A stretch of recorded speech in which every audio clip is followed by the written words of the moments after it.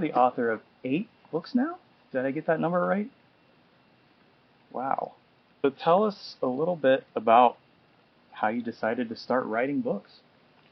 Well, I liked reading a lot, and I still do, and that inspired me to start writing, and then my mom decided we should publish a book, and it started from there. Cool.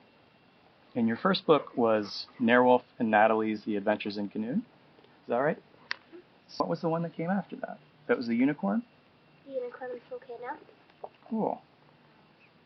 How did that idea come to you?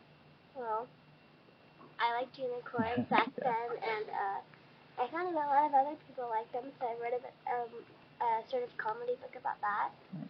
Several of your other books are educational, right? Like you have an ABC book, and a book about synonyms, and a book about antonyms.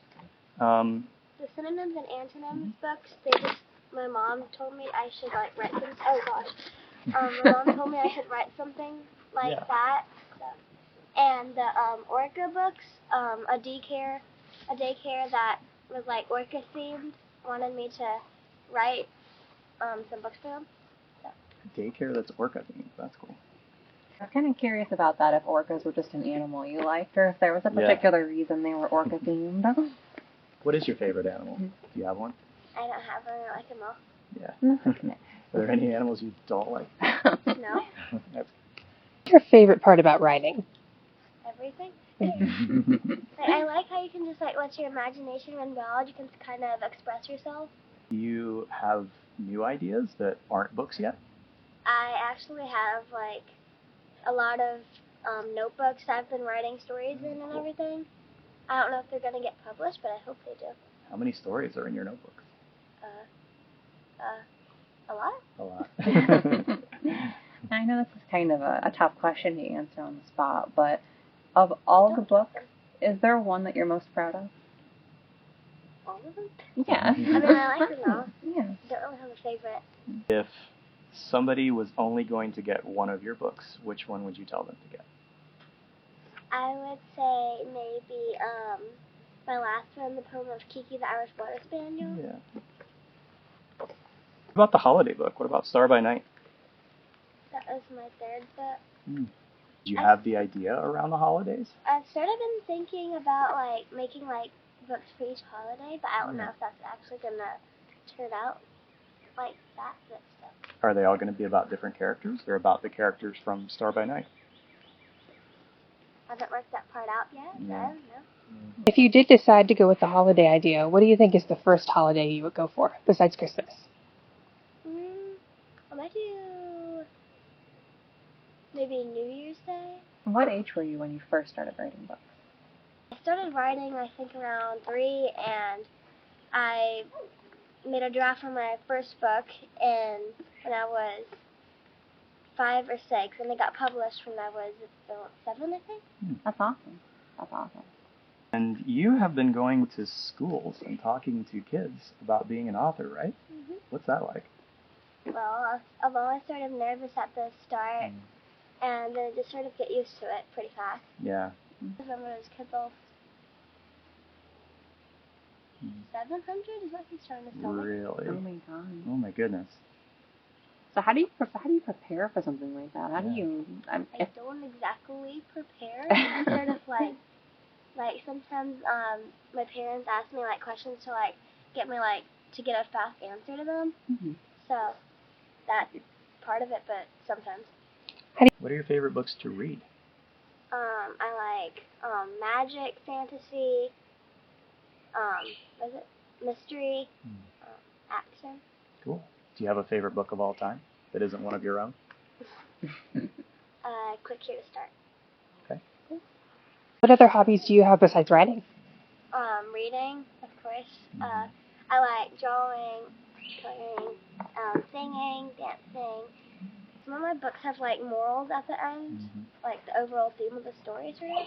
So how do you find the moral? Is that something that comes as you're writing, or do you decide on the moral first?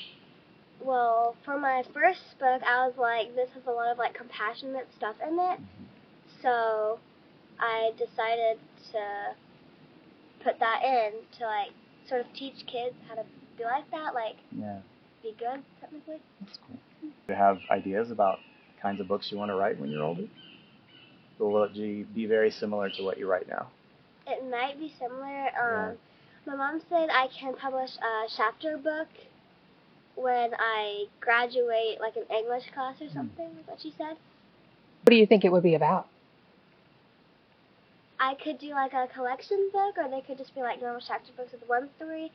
I don't really know. I was sort of thinking like a mix of everything, because like everybody, if they like this and not like what other books are about for some reason, they would have everything in one, which is That's cool. a pretty good thing. Yeah.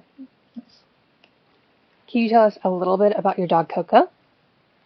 He's an Irish Water Spaniel. He likes to swim a lot, and he likes treats a lot, and he likes everything that dogs like a lot. He likes to play fetch. He's adorable. And yeah. Have you ever seen an orca in real life? No. No? But one time I almost saw a dolphin, but that was when my mom figured out I have to get my glasses. Oh, really? What happened? How did she figure that out? Well, we were at the beach, and she saw a dolphin. She was like, look, a dolphin. And I was like, well, I can't see a dolphin. And then she was like, you can't see it. And then she just figured out I needed glasses because I couldn't see the dolphin. Think you'd ever have any characters who wore glasses? Well, I actually should, because I have glasses. But I could make a book about myself, maybe like a autobiography.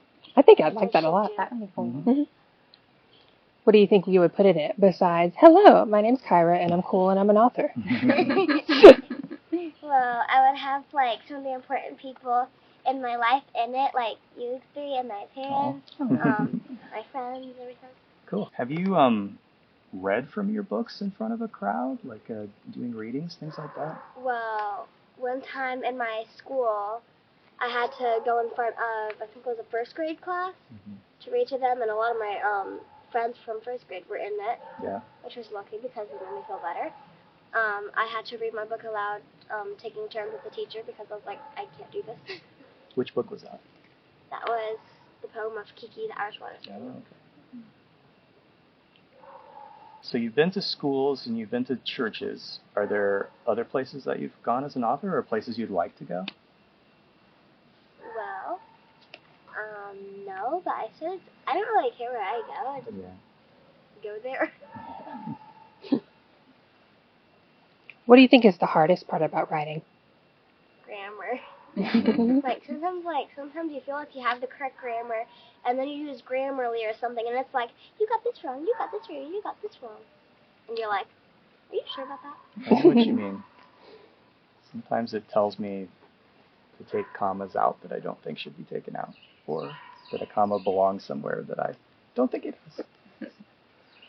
On the flip side, is there something about writing that just came naturally to you? Like, is there one specific thing that you just never had any trouble with? I have good penmanship. I have good handwriting. Oh, good.